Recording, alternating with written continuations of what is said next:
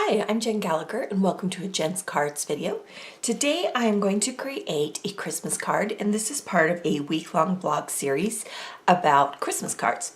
So I'm going to be using the A Perfect Christmas collection from Echo Park Paper, and I've pre-cut the supplies so we can make the card quickly. We're going to start with an A2 card base, and it's going to fit right on the front of a pre-folded A2 card.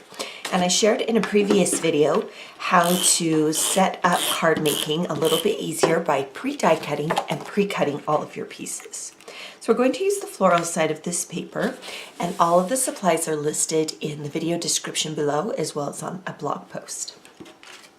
Then to the center, we're going to use this stitched rectangle die cut that I've cut from white cardstock. And after I die cut it, I ran it through my die cut machine again with an embossing folder that has a plaid texture to it. We'll go ahead and add this to the card front as well. And then just to make it pop a little bit, I'm going to use some black photo corners. I like that this collection has a lot of black in it. It's really dramatic.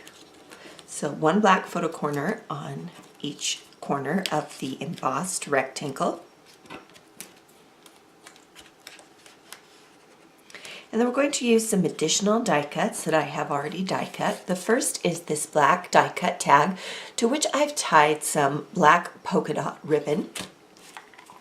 And this is also from Echo Park Paper. And we're going to add that to the tag, kind of off-centered here on the left. Then I have a bunch of different die cut shapes. I have berries and I have different kinds of leaves that we're going to then add to the tag. And the way that I do this is I just add a little bit of adhesive to the bottom edge because I want the top to kind of hang loose a little bit. And I found the best way to create these clusters is to really layer them. So I'm going to use 2 pine branch dies first. Then I'm going to bring in these 2 longer leaves.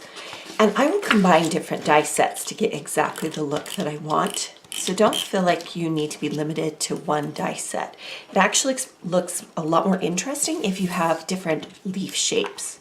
So go with thin leaves and wide leaves and long leaves, and then do them in different shades. You can see here I've done light as well as dark.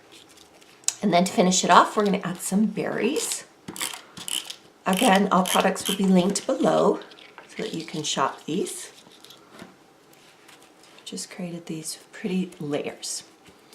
Okay, to cover this bottom section, we're going to use this ephemera piece. It says Merry Christmas, and we're going to use pop dots so that it sticks up a little bit. And I don't cover the entire die cut, I just cover part of the die cut. And these are adhesive foam dots. You can use whatever method you like. And I'm just removing the adhesive backing so that I can then place it onto my card. So we're just going to kind of cover that bottom part of the cluster. We want to make sure it's centered right along that bottom edge. Now I want to add a little piece here, so I'm going to add another ephemera piece that says Season's Greetings. It's a tag, and I'm going to use a glue dot or 2.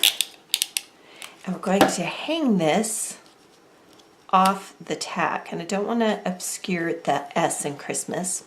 And then to the center of that little hole, we're going to add a black button. I've pre-tied it with some green twine, and I'm just going to use glue dots.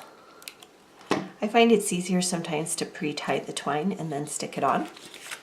Now they also have some new enamel shapes, and they have phrases and different things. We're going to use some of the stars from these stickers. And they're dark, so they'll show up, but they'll be really, really subtle. And then we'll use another green one down here. So you can see that just by using a few key components that we've pre-cut, we come up with a beautiful Merry Christmas card. To view the rest of the cards I've created this week, be sure to visit my blog at jengallacher.com, and you can shop the supplies in the video description below or visit my blog.